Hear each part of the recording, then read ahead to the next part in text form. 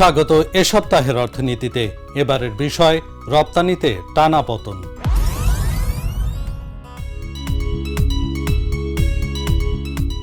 বাংলাদেশের রপ্তানি খাত গত 4 মাস ধরে টানা নিম্নমুখী। নভেম্বর মাসেও এই পতন থামেনি, বরং আগের বছরের তুলনায় রপ্তানি আয় কমেছে প্রায় 6%। রপ্তানি উন্নয়ন ব্যুরো ইপিবির নতুন তথ্য বলছে, নভেম্বরে রপ্তানি হয়েছে $389 কোটি, যা গত বছরের তুলনায় অন্তত $23 কোটি কম। টাকার হিসেবে এই পরিমাণ প্রায় 2000 কোটি টাকা।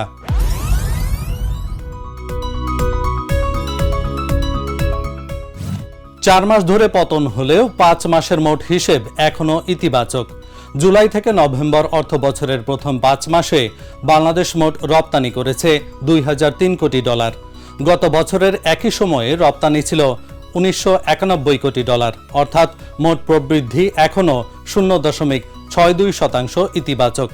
এত বড় বৈপরীত্যের কারণ জুলাই মাসের অস্বাভাবিক রপ্তানি বৃদ্ধি।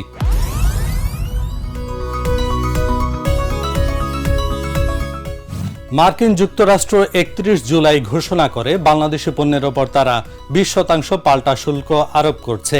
এই শুল্ক কার্যকর হয় 7 আগস্ট থেকে, অর্থাৎ 7 আগস্টের আগে যে পণ্য কন্টেইনারে তোলা হবে সেগুলো এই শুল্ক থেকে রেহাই পাবে, এমনটা ছিল নিয়ম।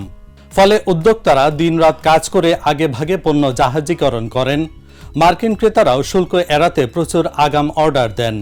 এই আগাম জাহাজীকরণের চাপেই জুলাই মাসে রপ্তানিতে 25% অসাধারণ প্রবৃদ্ধি হয়। এই জুলাই ইফেক্ট এখনও 5 মাসের মোট হিসেবকে ভাসিয়ে রাখছে, কিন্তু আগস্ট থেকে নভেম্বর পর্যন্ত পুরো সময়টায় রপ্তানি আবার নেমে এসেছে নিম্নমুখীতে।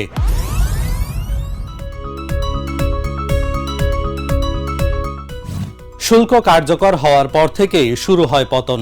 দেখা যাচ্ছে আগস্টে কমেছে 3%, সেপ্টেম্বরে 5%, অক্টোবরে 7% এবং নভেম্বরে 6% রপ্তানি কমেছে। শুধু সংখ্যায় নয়, এই পতন এখন প্রবণতায় পরিণত। যুক্তরাষ্ট্র বাংলাদেশের একক বৃহত্তম রপ্তানি বাজার হওয়ায় পাল্টা শুল্ক রপ্তানিকে বড় ধরনের ধাক্কা দিয়েছে। মূলত তৈরি পোশাক, হোম টেক্সটাইল, প্লাস্টিক সামগ্রী, এই 3 খাতই শুল্কের কারণে সবচেয়ে বেশি ক্ষতিগ্রস্ত।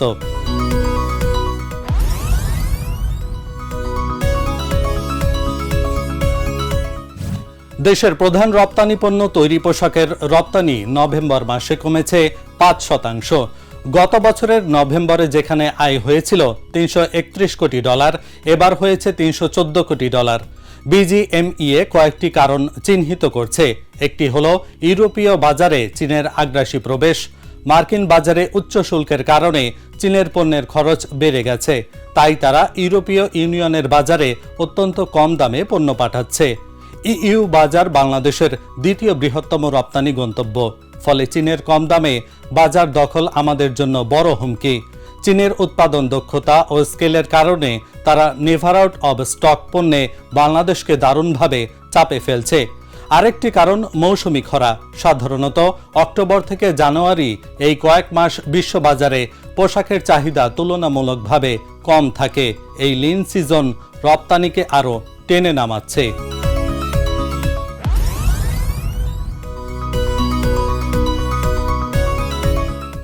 নভেম্বরে রপ্তানির ধারা একক খাত নয়, বহু খাতেই নেতিবাচক।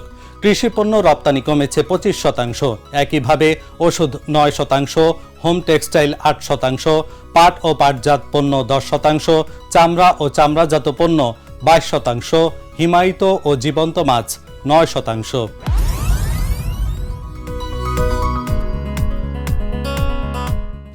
সাধারণভাবে বিশ্ববাজারে চাহিদা কমেছে। ইউরোপ আমেরিকায় মূল্যস্ফীতি বাড়ায় ভোগব্যয় কমে গেছে। কাঁচামালের দাম বেড়ে যাওয়ায় উৎপাদন খরচ বেড়েছে। জাহাজ ভাড়া ও পরিবহন ব্যয়ের অস্থিরতা তৈরি হয়েছে। দেশে বৈদেশিক মুদ্রার সংকটে আমদানির ওপর চাপ এবং স্থানীয় শিল্পে জ্বালানি বিদ্যুতের অনিশ্চয়তা সংকট তৈরি করেছে। ফলে নির্ভরশীল খাতগুলো প্রতিযোগিতা ধরে রাখতে পারছে না।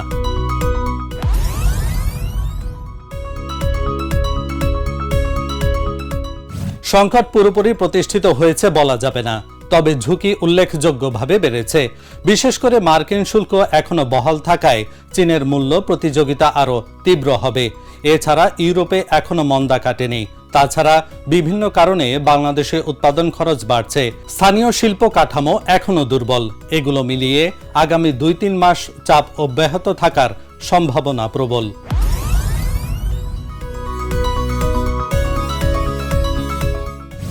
রপ্তানি পুনরুদ্ধারের জন্য কয়েকটি করণীয় অনেক যুগ ধরে আলোচনায়। প্রথমত, বাজার বৈচিত্র্য আনা, অর্থাৎ চীন, ইইউ, যুক্তরাষ্ট্রের বাইরে আরও বাজার খোঁজা।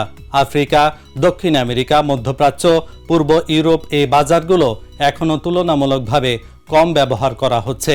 শুধু পোশাক নয়, ওষুধ, সিমেন্ট, পাপড়, চাল, প্লাস্টিক, সিরামিক এসব খাতে বড় সম্ভাবনা আছে।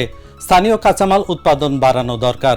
বাংলাদেশ যেহেতু আমদানি নির্ভর, জ্বালানি, সুতা, কেমিক্যাল, প্লাস্টিক, যন্ত্রাংশ এসব ক্ষেত্রে স্থানীয় উৎপাদন বাড়লে উৎপাদন খরচ কমবে এবং প্রতিযোগিতা বাড়বে। নীতি সহায়তা ও প্রণোদনার দিকেও নজর দিতে হবে। মুদ্রার বিনিময় হার স্থিতিশীল করা, জ্বালানির নিশ্চয়তা, শুল্কমুক্ত কাঁচামাল আমদানিতে সুবিধা এসব নীতি আরও কার্যকর হওয়া প্রয়োজন। প্রযুক্তি নির্ভর উৎপাদন ও দক্ষতা বৃদ্ধি করা, গার্মেন্টস সহ সব শিল্পে অটোমেশন, স্মার্ট মেশিন, কম কর্মী, উচ্চ দক্ষতা মডেল এই রূপান্তর এখন জরুরি।